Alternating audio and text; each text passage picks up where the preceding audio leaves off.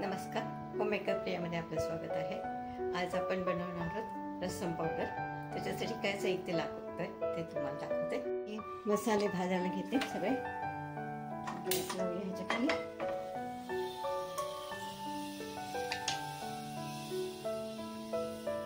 मला एक एक टाकून दाखवते। आता ही तुरीची डाळ जी घेतलेली आपण ती घेते। गॅस थोडा बारीकच ठेवूया। तुम्ही मध्यम आचेवर ठेवलं तरी चालेल।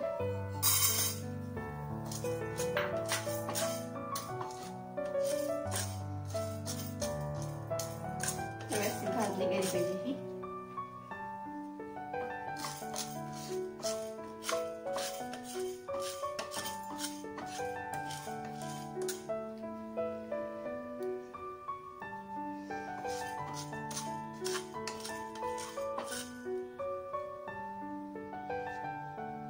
ह्याच्यात धणे टाकूया।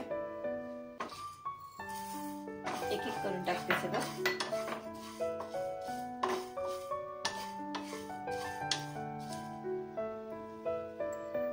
आपला गॅस आता बारीकच ठेवलाय आणि पॅन तापलेला आहे। हे मिरे टाकते।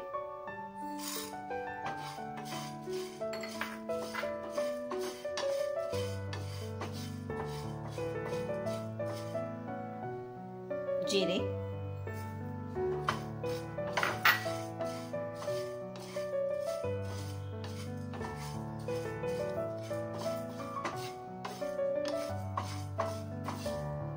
आणि सर्वात शेवटी लाल मिरच्या।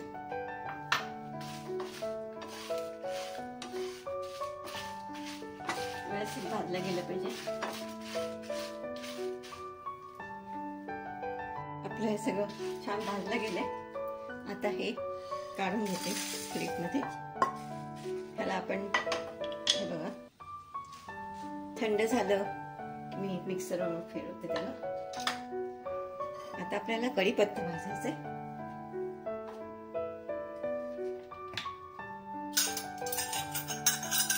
तेलच टाकायचं त्यासाठी 1 टीस्पून घेतलंय।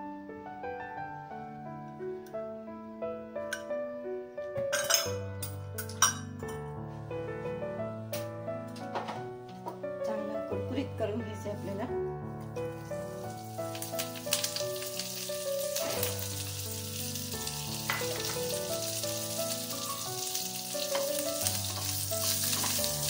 त्यातला जो कच्चेपणा असेल तो निघून गेला पाहिजे।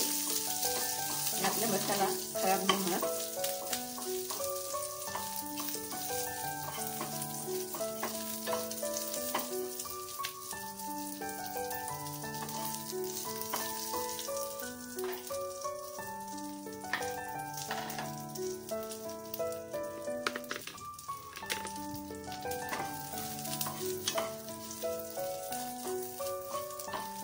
रंग बदलतोय, पूर्ण चेंज झाला पाहिजे कलर त्याचा।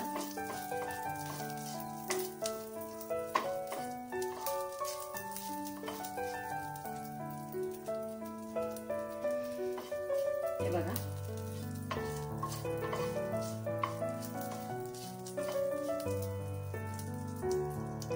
गॅस ह्याच्या खालचा ते बंद झाला। आपला कढीपत्ता झालेला आहे। आपण काढून घेऊ। आपण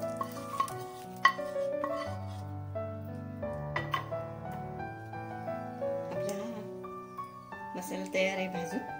आता थंड झाला तर 10 ते 15 मिनिटं थंड व्हायला लागेल ह्याला की मग तुम्हाला पुढचं दाखवते। हा मसाला थंड झालेला आहे।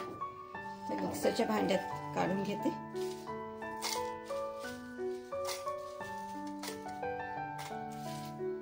खाली मिरच्या टाकून घ्यायच्या आधी व्यवस्थित वाटल्या जातात।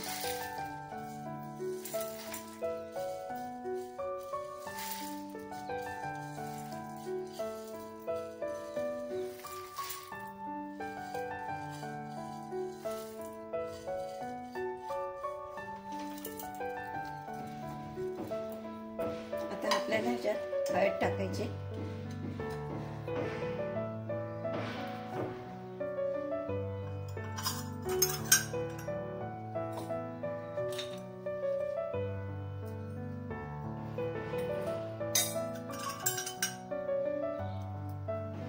टीस्पून घालायची हळद. ही बघा 1 टीस्पून हळद घालायची आणि हिंग पावडर पण आपल्याला घालायची. ह्याच्यामध्ये हिंग पण जास्त असतो, ते पण 1 टीस्पून आहे. हे बघा एवढं. आता हे मी मिक्सरवर फिरून घेते. आपली रसम पावडर तयार झालेली आहे. आता ह्याच्यात काढून घेते. मग आपण एका बरणीमध्ये भरून ठेवूया. कोरडी बरणी घ्यायची.